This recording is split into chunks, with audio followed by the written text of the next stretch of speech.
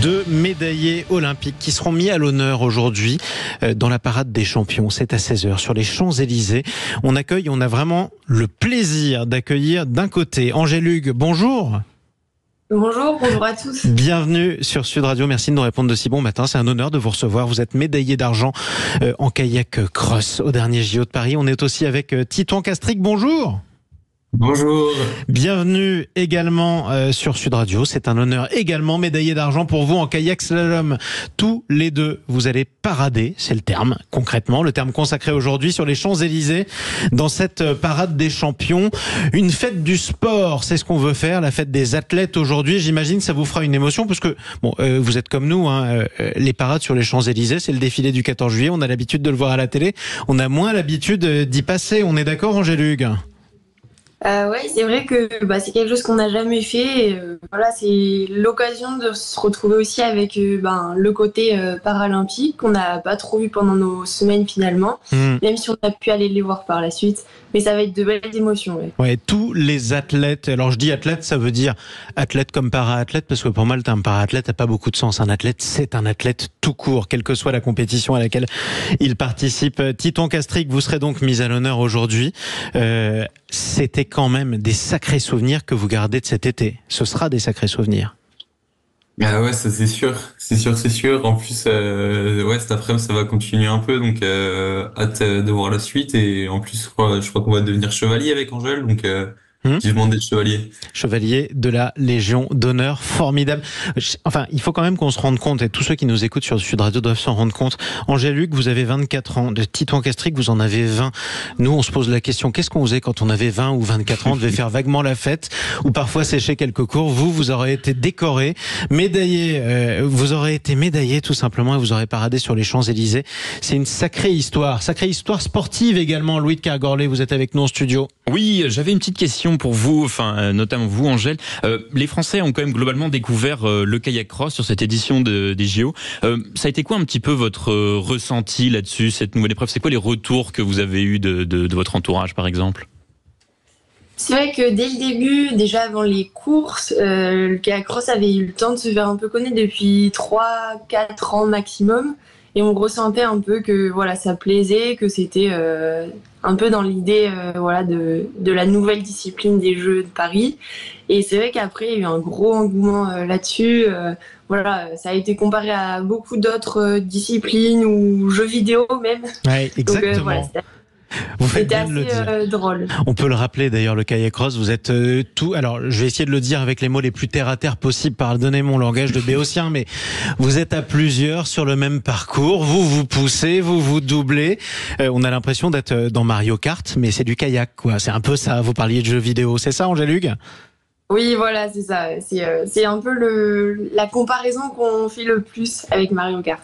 Alors que vous, Titouan Castric, c'est très classique, c'est un sacré sport, le kayak slalom. D'ailleurs, comment on se destine à l'une ou l'autre des disciplines? Peut-être vous, Titouan Castric, qu'est-ce qui vous a décidé d'une part de faire du kayak et d'autre part de dire ce sera le slalom précisément? Y a rien qui m'a dit, parce que je fais les deux, je fais du slalom et du kayak cross. Ça s'est pas forcément hyper bien passé au jeu en cross, mais je fais bien les deux. De toute façon, on est un peu obligé de faire les deux si on veut arriver au haut niveau. Qu'est-ce qui fait que on a dans ce cas-là des qualités qui prévalent davantage dans une discipline que l'autre? Est-ce que les qualités sont différentes selon la discipline? Un peu différente. Après, c'est quand même plutôt l'investissement qu'on met dans une discipline ou l'autre. Tous les pagailleurs de kayak cross, sauf quelques exceptions, ils viennent du slalom.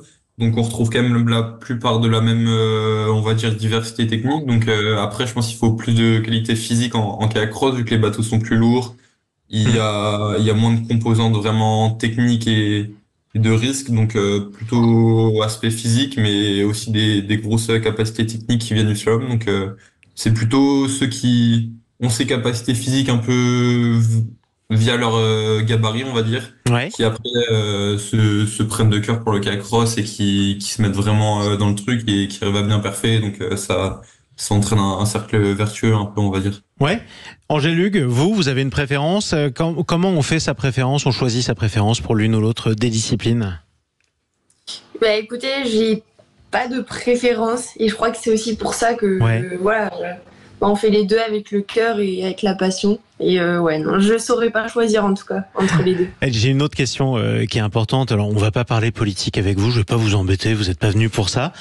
En revanche, c'est vrai que, Emmanuel Macron a proposé d'instaurer une fête nationale du sport. Est-ce que vous, grand sportif, athlète de haut niveau, vous pensez que ce serait une bonne idée que tous les ans, les Français fêtent le sport comme ils fêtent la musique au mois de juin, par exemple? Angèle-Hugues?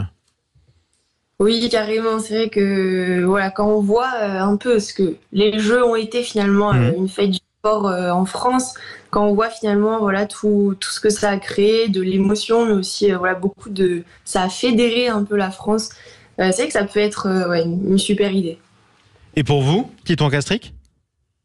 Moi, je pense que ça dépend de la vie des Français. Si les gens sont heureux de fêter le sport, tant mieux. Après, si la moitié des Français sont pas forcément d'avis pour l'instaurer cette fête, je vois pas trop à quoi elle servirait. Si ça, chaque année, ça ferait plutôt la tête au lieu de fêter le sport, ce serait dommage. Donc, ça dépend plutôt de la vie des Français, je dirais. Oui, toujours. Puis de toute façon, personne n'est obligé de faire à la fois du sport ou de la fête, mais après tout, on fait ce qu'on veut aussi. Thomas Rano, question pour nos deux athlètes. Oui, alors pour revenir sur cette parade, d'une certaine manière, elle ferme définitivement cette parenthèse enchantée des Jeux Olympiques.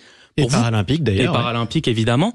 Pour vous, quel héritage y restera de ces Jeux Olympiques? Est-ce qu'on pourra parler d'un avant et d'un après?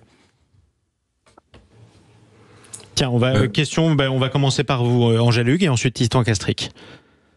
C'est vrai que c'est une question à laquelle c'est difficile de répondre. On a vraiment remarqué des changements pendant les Jeux, pendant les 4 semaines qui ont précédé, pendant et après. Mais c'est vrai que c'est quand même difficile de savoir un peu ce qui va rester après. Bien sûr, peut-être une culture sport dans l'idée des gens, mais en tant qu'athlète, on espère que ça va durer et que c'était pas juste le coup de 2 semaines, 2 fois 2 semaines, on va dire. C'est un peu le risque auquel on pense en tant qu'athlète. Mais en tout cas, on va continuer à en parler. Titon Castric, quelle image vous garderez de ces Jeux, tout simplement, je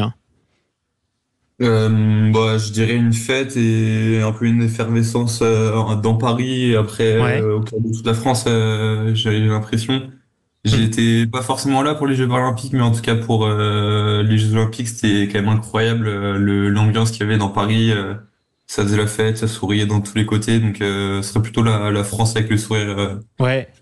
La France qui gagne, celle qui sourit, celle qui chante Que je t'aime de Johnny Hallyday, le tube qu'on a le plus entendu quasiment avec nos athlètes pendant ces compétitions. On était vraiment ravis de vous accueillir ce matin. Merci à tous les deux.